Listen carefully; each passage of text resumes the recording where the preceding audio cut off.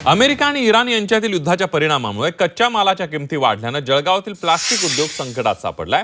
युद्धामुळे प्लास्टिक उद्योगाला आवश्यक कच्च्या मालाच्या किमतीमध्ये तब्बल 50% वाढ झाल्यानं उद्योजक आर्थिक संकटात सापडले आहेत. वाढत्या किमतीमुळे कच्च्या मालाची खरेदी परवडत नसल्यानं कंपन्या बंद ठेवण्याची वेळ उद्योजकांवर आली आहे. जळगाव इंडस्ट्रीज असोसिएशनचे अध्यक्ष रवींद्र लढ्ढा यांनी या संदर्भातली माहिती दिली आहे. जळगाव इंडस्ट्रीज असोसिएशनच्या अध्यक्षांशी बातचीत केली आमचे प्रतिनिधी वाल्मिक जोशी यांनी.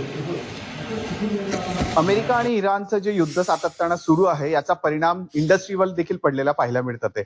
शेतकऱ्यांना व इतर लोकांना लागणारे प्लास्टिकचा येणारा प्रत्येक मटेरियल हे आखाती देशातून येत असतात आणि याच्या माध्यमातून यदि विचार केला तर साधारण याच ठिकाणी आता कंपन्या ठप्प झालेल्या पाहायला मिळतात. मी जळगावच्या तरसोद या परिसरात आहे आणि याच ठिकाणी बघू शकतो की आखाती देशातून येणारे जे प्लास्टिकचा दाणा असतो तो या ठिकाणी मिळत नसल्या कारणामुळे त्याचे केमिकल उपलब्ध नसल्यामुळे कंपन्यांची परिस्थिती आता बंद होण्याच्या मार्गावर आहे.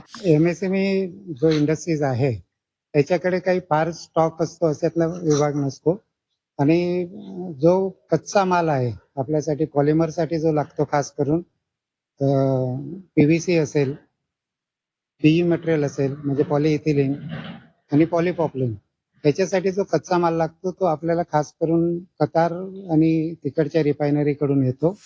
परंतु आता सध्या तिथं बंद असल्यामुळे रॉ मटेरियलचे भाव जवळपास 50% वाढलेले आहेत आणि खास करून आमचा जो ऍग्रिकल्चर बिझनेस असतो जो ड्रीप आणि स्प्रिंकलर याच्यासाठी तो स्टॉक करण्याचा वेळ असते. परंतु भाव जास्त वाढल्यामुळे आता मटेरियल घेण्याची परिस्थिती राहत नाही आणि हा स्टॉक करून परत भाव कुठपर्यंत राहतील याचा काही अंदाज नसल्यामुळे आम्ही सध्या बंद ठेवणं पसंत करतो. येणारे जे साहित्य आहे त्यांच्या किमती वाढलेल्या आहे आणि काही साहित्य उपलब्ध नसल्यानंतर प्लास्टिकचा यामुळे प्लास्टिक इंडस्ट्रीला भला मोठा फटका या ठिकाणी बसलेला पाहायला मिळत आहे. याच पार्श्वभूमीवर विचार केला तर इंडस्ट्री देखील ठप्प झालेल्या पाहायला मिळत आहे. याच ठिकाणी इंडस्ट्री चालू व्हाव्या अशी मागणी जी आहे याच ठिकाणून जे उद्योजकांच्या वतीनं सरकारनं करण्यात येते. वाल्मिक जोशी, झी मीडिया, जळगाव.